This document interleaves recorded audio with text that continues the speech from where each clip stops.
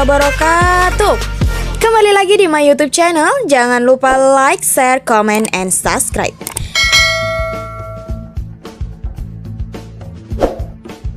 Perkenalkan, kami merupakan mahasiswa semester 6 Program Studi Manajemen Keuangan Syariah, jurusan Syariah dan Ekonomi Islam di Kampus Melayu Stein, Bengkalis. Siapa sih yang gak kenal sama mahasiswa semester 6 MKSY ini? Di video kali ini, saya bersama teman-teman saya akan mempresentasikan materi diskusi kelompok pada mata kuliah Manajemen Mutu dengan dosen pengampu kami, yaitu Bapak Firdaus MM. Wih, handsome kan guys? Jangan coba-coba melirik ya, udah ada yang punya loh teman-teman. Nah, adapun topik mata kuliah yang akan kami presentasikan adalah tentang konsep-konsep pengelolaan kualitas. Sebelum diskusi dimulai, saya akan memperkenalkan anggota kelompok 5 yang akan menyampaikan materi ya teman-teman. Yang pertama, ada Prabowo Sutrisno sebagai pemateri pertama. Yang kedua, ada Elva Sula Setiawati.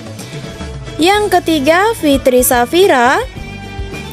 Keempat, ya saya sendiri dong, Dinda Tria Saputri. Kemudian ada Nur Hafida. Dan ada juga Wulandari sebagai pemateri terakhir. Langsung saja ya teman-teman, mari kita simak bersama-sama video presentasi materi setelah ini. Let's go! Baiklah, langsung saja saya langsung membacakan isi materi dari kelompok saya. Dan latar belakang, kualitas adalah obat ajaib bagi perbaikan operasi, pengelolaan kualitas, membantu membangun strategi-strategi yang sukses dalam diferensiasi biaya rendah dan merespon pelanggan. Perbaikan dalam kualitas akan membantu perusahaan meningkatkan pasar dan menekan biaya, dan keduanya dapat meningkatkan profitabilitas. Peningkatan pasar sering terjadi karena perusahaan merespons secara cepat harga jual rendah sebagai hasil dari skala ekonomis dan meningkatkan reputasi kualitas produk. Total Quality Management mengacu pada penekanan kualitas yang meliputi organisasi, perusahaan mulai dari pemasok hingga pelanggan. Demikian juga perbaikan kualitas akan diikuti oleh penurunan biaya karena perusahaan dapat meningkatkan produktivitasnya dan mengurangi kerja ulang, barang sisa, dan biaya generasi. Rumusan masalahnya apa yang pengertian kualitas, pengaruh kualitas, dan etika manajemen kualitas. Dan yang kedua, bagaimana standar-standar dalam kualitas internasional. Yang ketiga, apa pengertian total quality management dan perangkatnya. Tujuan masalah. 1. Untuk mengetahui pengertian dari kualitas, pengaruh kualitas, dan etika manajemen kualitas. Yang kedua, untuk mengetahui bagaimana standar-standar dalam kualitas internasional. Yang ketiga, untuk mengetahui pengertian TQM dan perangkatnya. Baiklah, hanya itu saja yang dapat saya sampaikan. Kurang lebihnya saya mohon maaf. Saya akan menjelaskan tentang kualitas dan strategi. Yaitu yang pertama ada definisi kualitas. Kualitas merupakan kemampuan suatu produk atau jasa untuk memenuhi kebutuhan pelanggannya. Terdapat 3 pendekatan dalam hal ini. Yang pertama, kualitas berbasis pengguna, di mana kualitas tergantung kepada audiensnya. Pendekatan ini biasanya digunakan oleh orang pemasaran dan pelanggan.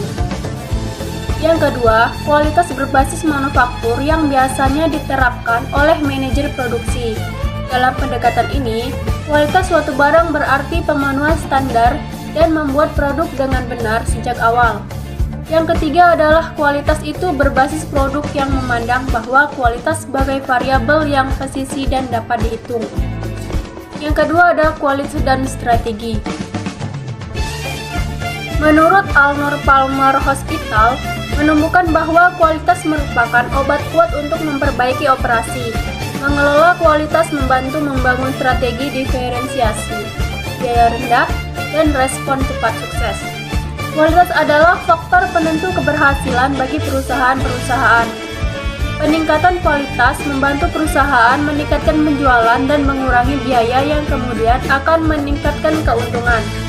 Peningkatan penjualan sering terjadi saat perusahaan mempercepat respon mereka. Perusahaan dengan kualitas terbaik 5 kali lebih produktif dibandingkan dengan kualitas yang paling rendah. Kualitas yang rendah berpengaruh terhadap organisasi secara keseluruhan. Namun, dalam hal ini yang terpenting adalah membangun sebuah organisasi yang dapat mencapai kualitas dan mempengaruhi organisasi secara keseluruhan. Yang ketiga ada pengaruh kualitas.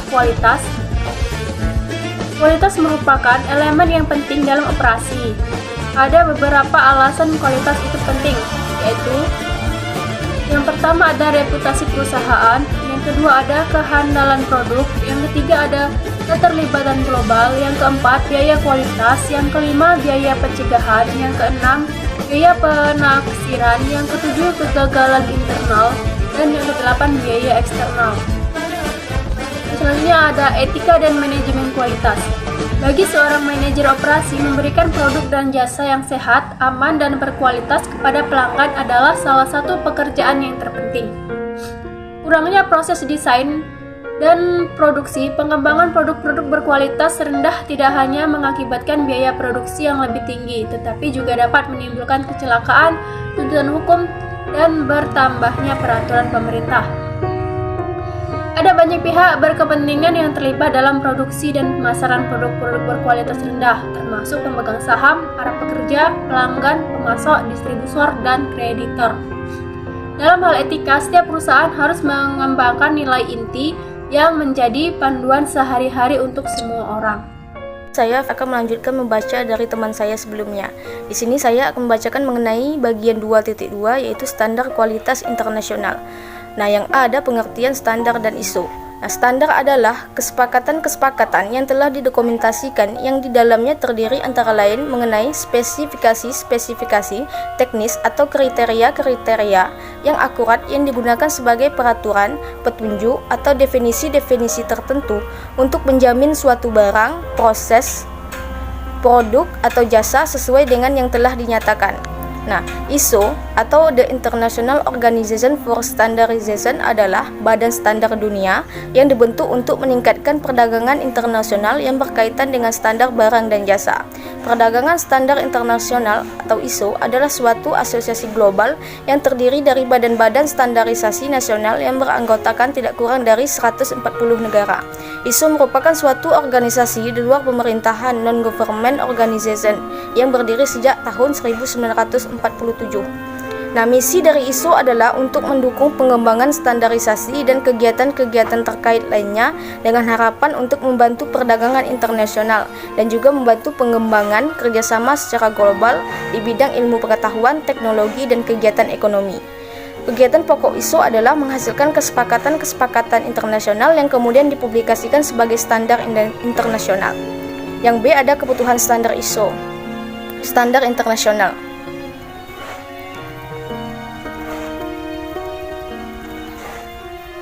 Tujuan penyusunan standar adalah untuk memfasilitasi perdagangan, pertukaran, dan ahli teknologi melalui 1. Peningkatan mutu dan kesesuaian produk pada tingkat harga yang layak. Yang kedua, peningkatan kesehatan, keamanan, dan perlindungan lingkungan dan pengurangan limbah. Yang ketiga, ada kesesuaian dan keandalan interoperasi yang lebih baik dari berbagai komponen untuk menghasilkan barang maupun jasa yang lebih baik. Yang keempat, penyederhanaan perancangan produk untuk meningkatkan keandalan kegunaan barang dan jasa. Yang kelima, ada peningkatan efisiensi distribusi produk dan kemudahan pemeliharaannya. Yang C, ada standar nasional Indonesia. Berdasarkan keputusan Presiden nomor 20 tahun 1984 tentang Dewan Standarisasi Nasional atau DSN yang kemudian disempurnakan dengan keputusan Presiden nomor 7 tahun 1989. Standarisasi merupakan sarana penunjang yang mendayagunakan secara optimal sumber daya alam dan manusia dengan selalu memperhatikan ilmu pengetahuan dan teknologi serta kesehatan dan keselamatan. Berdasarkan keputusan Presiden tersebut, maka ruang lingkup penerapan SNI adalah mencakup semua kegiatan pemberlakuan SNI, akreditasi, pengujian pengujian, sertifikasi, penandaan, ekspansi teknis, pengawasan, dan sanksi terhadap pelanggaran. Dengan demikian, dalam penerapan SNI perlu adanya panduan atau pedoman penerapan SNI yang disusun dengan mempertimbangkan penahapan pelaksanaan SNI menuju suatu sistem standar nasional atau SSN yang baik. Berdasarkan Peraturan Presiden Pemerintah Nomor 15 Tahun 1991 tentang Standar Nasional Indonesia dan Keputusan Presiden Nomor 12 Tahun 1991 tentang penyusunan, penerapan, dan pengawasan Standar Nasional Indonesia, maka Dewan Standarisasi Nasional atau DSN mengadopsi secara total seri ISO 9000 menjadi standar seri SNI 199.000. Kemudian ada yang D, prinsip manajemen mutu ISO. Nah, yang pertama itu ada fokus pada pelanggan, yang kedua kepemimpinan, yang ketiga keterlibatan orang dalam membangun misi perusahaan, yang keempat pendekatan proses, yang kelima pendekatan sistem terhadap manajemen, yang keenam peningkatan berkesinambungan, yang ketujuh ada pendekatan faktual dalam pembuatan keputusan, yang kedelapan ada hubungan dengan pemasok yang saling menguntungkan. Baiklah, cukup sekian yang saya sampaikan, selanjutnya akan dilanjutkan oleh teman saya. Di sini saya akan melanjutkan materi dari pemateri sebelumnya. Nah, di video kali ini saya akan membahas tentang Total Quality Management atau disebut dengan TQM. Pokok-pokok bahasan dari TQM ini ada 3. Yang pertama, pengertian, kemudian saya akan membahas tentang elemen pokok dari TQM, dan yang terakhir itu tentang keuntungan dari TQM. Nah, pengertian dari TQM itu sendiri adalah sistem manajemen kualitas yang berfokus pada pelanggan dengan melibatkan semua level karyawan guna melakukan peningkatan atau perbaikan yang berkesinambungan. Kemudian TQM ini merupakan suatu konsep manajemen modern yang berusaha untuk memberikan respon di mana secara tepat terhadap setiap perubahan yang ada, baik yang didorong oleh kekuatan eksternal maupun internal. Oleh karena itu, TQM merupakan teori ilmu manajemen yang mengarahkan pimpinan organisasi dan personilnya untuk melakukan program perbaikan mutu secara berkesinambungan yang terfokus pada pencapaian kepuasan para pelanggan. Kemudian secara sederhana ini bisa disimpulkan bahwa TQM ini adalah pendekatan manajemen untuk mencapai keberhasilan jangka panjang melalui kepuasan pelanggan. Prinsip dari TQM ini adalah dengan menggunakan strategi, data dan komunikasi yang efektif untuk menyatukan kedisiplinan kualitas ke dalam kegiatan dan budaya perusahaan. Jadi beberapa contoh dari TQM ini yang bisa dijumpai itu melalui penerapan manajemen operasi yang komprehensif untuk meningkatkan mutu produk. Nah, contoh lain dari TQM ini misalnya kayak pembinaan sumber daya manusia yang menyeluruh untuk menghasilkan layanan terbaik kepada pelanggan. Nah, di mana strategi pemasaran yang melibatkan semua divisi dalam perencanaan juga merupakan contoh dari Total Quality Management yang diterapkan dalam bisnis. Kemudian saya akan membahas tentang elemen pokok Total Quality Management. Di sini ada 8 elemen. Yang pertama itu adalah fokus pada pelanggan, yang kedua keterlibatan karyawan secara keseluruhan, yang ketiga sistem yang terintegrasi, 4 pendekatan strategi dalam sistematik, 5 pemusatan pemerhatian pada proses, ke-6 peningkatan yang berkesinambungan, 7 komunikasi, dan yang ke-8 itu adalah keputusan berdasarkan fakta. Kemudian di sini saya akan membahas tentang keuntungan dari Total Quality Management. Pada dasarnya Total Quality Management ini memiliki penerapan manajemen pada suatu perusahaan yang bisa memberikan beberapa keuntungan. Yang pertama, Total Quality Management bisa menciptakan kepuasan pelanggan. Yang kedua, terjadi penghematan biaya dalam Total Quality Management. Yang ketiga, Total Quality Management mampu mengurangi cacat. Yang keempat, menciptakan daya saing yang kuat. Kelima, mengembangkan sistem komunikasi yang efektif. Dan yang keenam itu moral karyawan menjadi meningkat. Nah, itu saja bahasan materi dari saya. Selanjutnya akan dilanjutkan oleh pemateri selanjutnya. Terima kasih. Kita akan meneruskan poin dari makalah kami yaitu kelompok 5 pendekatan manajemen kualitas. Terdapat beberapa pendekatan yang dapat dilakukan sebelum melakukan manajemen kualitas ini. Davis menegaskan bahwa kualitas bukan hanya menekankan pada aspek akhir yaitu produk dan jasa, tetapi juga menyentuh kualitas manusia, kualitas proses, dan kualitas lingkungan. Sangatlah mustahil menghasilkan produk dan jasa yang berkualitas tanpa melalui manusia dan produk yang berkualitas.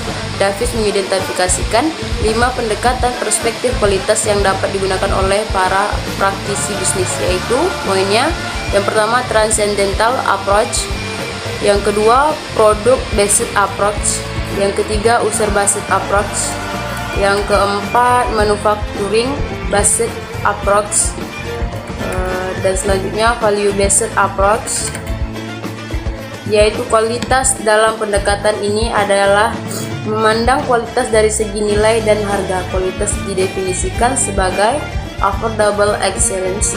Oleh karena itu, kualitas dalam pandangan ini bersifat relatif, sehingga produk yang memiliki kualitas paling tinggi belum tentu produk yang paling bernilai. Produk yang paling bernilai ialah produk yang paling tepat dibeli. Selanjutnya akan diteruskan pada teman saya. Kembalilah di sini saya akan melanjutkan pembacaan materinya tentang penerapan konsep Total Quality Management TKM. Berikut ini terdapat penerapan konsep Total Quality Management, terdiri atas 3. Yang pertama, konsep aplikasi Total Quality Marketing. Total dapat diterapkan pada semua fungsi pemasaran dari setiap operasional bisnis. Hal ini perlu ditegaskan karena pada umumnya orang-orang dan industri jasa atau yang berada dalam fungsi pemasaran dan pelayanan pelanggan cenderung berpikir bahwa manajemen kualitas hanya diterapkan pada fungsi manufaktur dan merupakan tanggung jawab dari orang-orang dan fungsi manufaktur. Landasan dari Total Quality Marketing adalah konsep marketing in bukan product out, yang harus diartikan sebagai menciptakan produk-produk yang mampu memberikan nilai bagi pelanggan untuk mencapai kepuasan total. Yang kedua, konsep dan aplikasi Total Quality Human Resource Management (HRM). Salah satu faktor utama yang mempengaruhi keberhasilan atau kegagalan organisasi adalah sumber daya manusia dan bagaimana baiknya sumber daya manusia itu difokuskan untuk memenuhi tujuan-tujuan organisasi. Yang ketiga, konsep dan aplikasi Total Quality Auditing. Total Quality Auditing merupakan suatu pendekatan baru dalam akuntansi biasa yang menggunakan metode TKM untuk menghasilkan informasi biaya-biaya quality yang dibutuhkan oleh manajer. Program produksi biasa terus-menerus merupakan suatu program yang disusun secara sistematis untuk meningkatkan kualitas dan produktivitas industri melalui reduksi atau eliminasi pemborosan secara terus-menerus terhadap semua aktivitas yang terlibat dalam sistem industri dan merupakan bagian integral dari Total Quality Auditing. Nah, demikian itulah tadi hasil presentasi dari kelompok 5 tentang konsep-konsep pengelolaan kualitas. Saya perwakilan dari kelompok 5 memohon maaf apabila ada salah kata ataupun salah dari penyampaian materi yang kami sampaikan. Saya akhiri, wassalamualaikum warahmatullahi wabarakatuh.